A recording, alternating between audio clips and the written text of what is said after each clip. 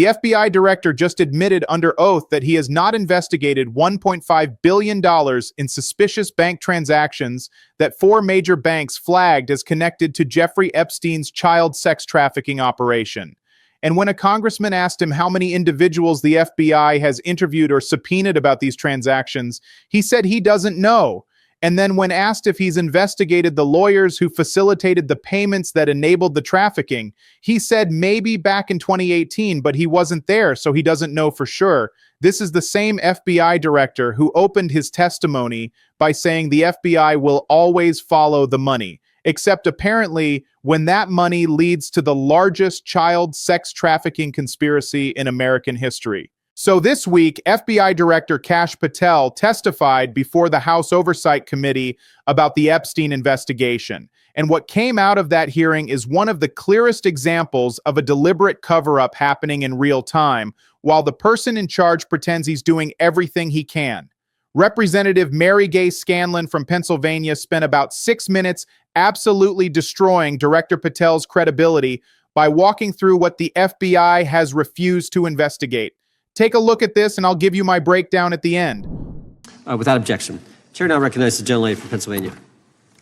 Thank you, Mr. Chairman, and thank you, Mr. Patel, for coming before us to testify today.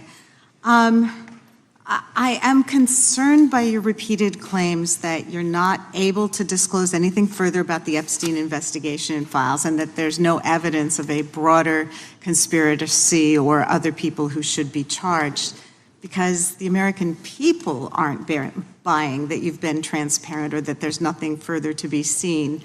In your exchange with my colleague, Mr. Roy, you reiterated something that I heard you say yesterday in your Senate testimony, and that is, under your direction, the FBI will always follow the money. Is that right? The money, did you say? Yes. Yes, you said you'll follow the money. That's great. And just now you said you welcome the opportunity to investigate new evidence. So there has been significant recent reporting just in the last couple of weeks that after Jeffrey Epstein was arrested, 4 major banks flagged more than $1.5 billion in suspicious transactions connected to him that suggested a massive conspiracy related to his child sex trafficking activities. Director Patel, has the FBI reviewed the $1.5 billion in suspicious bank transactions flagged to the government relating to Epstein and his co-conspirators? I know the FBI has reviewed numerous SARs. I don't know the totality of that number. Okay, can you provide us with that number? I'll get back to you. Okay. And have you initiated any new investigation of those bank transactions since, say, September 8th, when the new reporting came out? I'll check with the Treasury Department because they're the lead on that. Okay, so Director Patel, how many individuals or entities has the FBI interviewed, subpoenaed, or compelled to testify? Can you give us those numbers with respect to these bank transactions? Not off the top of my head. I'll have to work with Treasury. Okay.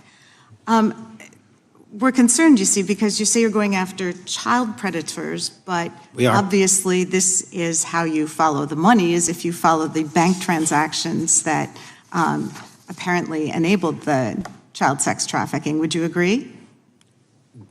It's one of the valuable investigative tools is to follow the money. Okay. Have Jeffrey Epstein's victims have asked us to ask you whether or not you've investigated Epstein's lawyers, the lawyers who facilitated those payments. Have you subpoenaed or questioned any of those lawyers? So in 2018 and 19, what I recollect is many, if not every one of those lawyers was part of the investigation. But you weren't there at that time, right? I wasn't there. Okay. So can you get us the names and the numbers of who was investigated then with respect to those lawyers? As long as I'm allowed to release it, absolutely. Okay. Well, if we provide you with subpoenas, I assume you can release it. Is that right? We have a current subpoena and we're working with Congress to provide it. Okay. You've said that the Acosta investigation had an original sin. Mm-hmm. What do you mean by that? Basically, if you're looking at an actual pedophile ring, what you should not do is limit the time frame in which you're legally able to collect information. So search warrants that Mr. Acosta utilized in 2006 and 7 leading to the 2008 plea agreement had a very specific narrow window of years, I think 3 or 4 years. And so information pursuant to legal process wasn't collected for 10 years or 15 years or 20 years. It also, subpoenas were not sent out to hundreds of witnesses at the time, hundreds of victims at the time. None of that was done. None of these people were put in grand juries. And so the totality of information from the jump, instead of being this big, was like this. And that, in my opinion, is not how you run an investigation if you're trying to break a sex trafficking ring. So you're now in charge of the FBI. Why haven't you done that investigation? Great question. And here's the answer. Simply because I am not able to go back 20 years and collect information that the courts had decided was already subject to search warrants. They have said this wasn't the investigation. There's a non-prosecution agreement out of that plea. And when the case was reopened, and this is where it comes into play, when the case was reopened in 2018 and 2019, the search warrants, again, were limited to the conduct of Jeffrey Epstein. Now, whether that's right or wrong, that's a different discussion. But I'm telling you, that's the information we I think reviewed. that is a different discussion. And I think the discussion we'd like to have today is why you aren't following the money with respect to the broader conspiracy that it has been reported in the New York Times and elsewhere, and that if you really want to attack the issue, if you wanted to attack the issue, if you wanted to get to the bottom of it, if you wanted to disclose what really was involved in the Epstein files, the Epstein cover-up, that you would be taking very different actions that you are today. I do want to seek unanimous consent to enter into the record the New York Times September 8th, 2025 article, How J.P. Morgan Enabled the Crimes of Jeffrey Epstein. Objection. And also an article dated July 17th, 2025 in the Epstein case, Follow the Money. Objection. Okay, thank you. Gentlelady yields back. Mr. Chairman. Gentleman from Maryland is recognized. Thank you much. Pursuant to Clause 2K6 of Rule 11, I move that the committee subpoena the CEOs of 4 banks, J.P. Morgan, that's Jamie Dimon, Bank of New York Mellon, Robin Vince, Bank of America, Brian Moynihan, and Deutsche Bank, Christian Sewing, in order to get the suspicious transaction reports. These 4 banks have flagged. All right, let's talk about what you just watched, because this is how you cover up a sex trafficking conspiracy. You ignore the money. Director Patel just admitted that the FBI has not thoroughly investigated the financial infrastructure that made Jeffrey Epstein's crimes possible. And we're not talking about small amounts of money. We're talking about $1.5 billion. Let me give you the context. After Jeffrey Epstein was arrested, 4 major banks filed suspicious activity reports with the federal government.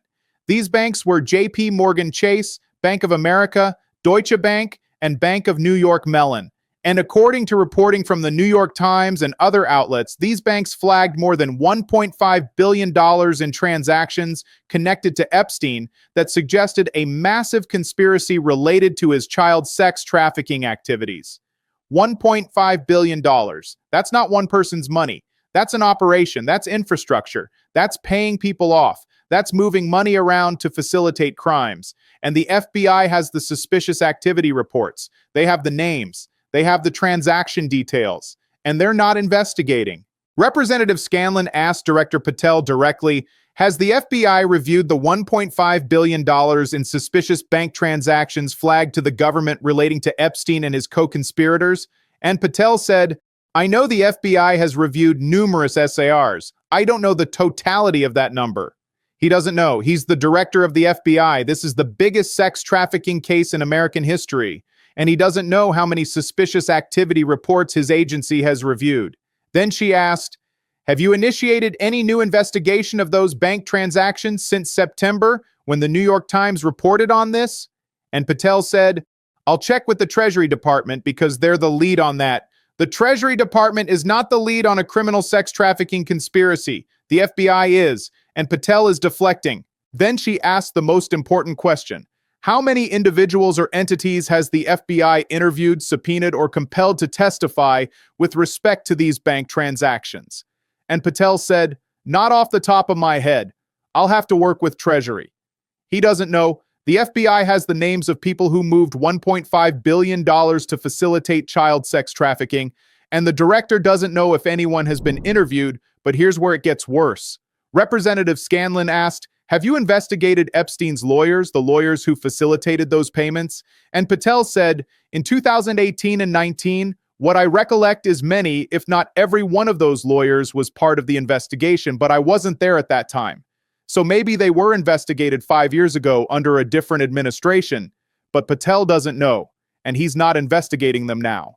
Think about what that means. Lawyers don't just facilitate payments for fun. If lawyers are moving money on behalf of a client who's running a sex trafficking operation, those lawyers are potentially complicit. They're potentially accessories. They're potentially co-conspirators, and the FBI is not investigating them. Now let's talk about what Director Patel calls the original sin of the Epstein investigation. He said the initial investigation run by U.S. Attorney Alex Acosta in 2006 and 2007 was deliberately limited. The search warrants only covered a 3 to 4 year window. They didn't go back 10 years, 15 years, 20 years. They didn't subpoena hundreds of witnesses. They didn't put people in front of grand juries. The whole investigation was designed to be narrow. And because of that, Patel says, the FBI now can't go back and collect information that wasn't part of those original search warrants. But here's the problem with that argument. The Southern District of New York opened a new case in 2019. That case wasn't constrained by Acosta's search warrants. That case wasn't constrained by the non-prosecution agreement. That case produced new evidence, new witness testimony, new FBI 302 reports documenting what victims told the FBI. And according to survivors who cooperated with the FBI in that investigation, those 302 documents detail at least 20 men Jeffrey Epstein trafficked victims to. Not just Epstein himself, at least 20 other men. And we know some of those names. Jess Staley, the CEO of Barclays Bank, a Hollywood producer worth hundreds of millions of dollars, a royal prince, a high-profile individual in the music industry, a prominent banker, a high-profile former politician, an owner of a car company in Italy, a rock star, a magician, at least 6 billionaires. We know these people exist in the FBI files. The FBI knows exactly who they are, and Director Patel is not investigating them. Representative Scandlin asked Patel point blank, "You've said the FBI will always follow the money, so why aren't you following the money with respect to the broader conspiracy?" And Patel didn't have an answer. He deflected. He said the courts won't let him. He said previous administrations looked at the evidence and decided it wasn't credible. But he won't say whether he's actually investigated the banks, the lawyers, the co-conspirators, or the $1.5 billion. And then Representative Jamie Raskin made a motion. He moved that the committee subpoena the CEOs of 4 banks: JP Morgan Chase CEO Jamie Dimon, Bank of New York Mellon CEO Robin Vince, Bank of America CEO Brian Moynihan, and Deutsche Bank CEO Christian Soing, because these 4 banks flagged $1.5 billion in suspicious transactions, and the FBI isn't doing anything about it. And Raskin made a comparison that should make everyone angry. He said the Oversight Committee got the suspicious activity reports for Hunter Biden totaling around $20 million. The FBI investigated those. The committee held hearings on those. Republicans spent months demanding accountability for $20 million in SRs related to Hunter Biden. But $1.5 billion in SRs related to Jeffrey Epstein's child sex trafficking operation? Nothing.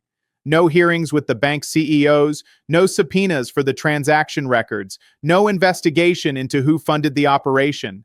Let me be clear about what this means. Following the money is how you break conspiracies. It's how you find co-conspirators. It's how you identify who enabled the crimes, who profited from the crimes, who covered up the crimes. If Jeffrey Epstein was moving $1.5 billion through 4 major banks, and those banks flagged it as suspicious, someone at those banks knew something. Someone approved those transactions. Someone looked the other way, and the FBI should be finding out who.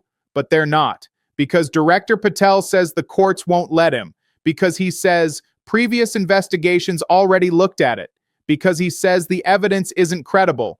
But when you press him on specifics, he doesn't know how many SARs the FBI has reviewed. He doesn't know how many people have been interviewed. He doesn't know if the lawyers have been investigated. He hasn't even reviewed all the Epstein files himself.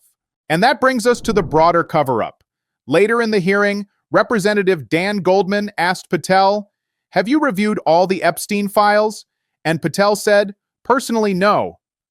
The director of the FBI has not personally reviewed all the files in the biggest sex trafficking case in American history. Think about that. Goldman asked, "You're the director of the FBI? This is the largest sex trafficking case the FBI has ever been part of? And your testimony today is you have not reviewed all the files?" And Patel said he's been busy making the country safer. He's been busy arresting violent felons. He hasn't had time to review the Epstein files, but he had time to redact Donald Trump's name from those files. According to the New York Times, the FBI and Department of Justice diverted hundreds of employees to review the Epstein documents at least 4 times, including once specifically to flag any references to Trump and other prominent figures. They spent thousands of hours redacting Trump's name, but they didn't spend that time investigating the $1.5 billion that funded the operation.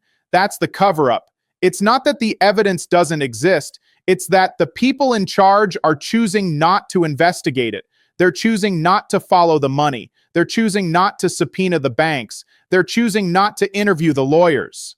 They're choosing not to hold the co-conspirators accountable. And when confronted with that choice, Director Patel doesn't deny it. He just says it's complicated. He says the courts are stopping him. He says previous administrations already looked at it.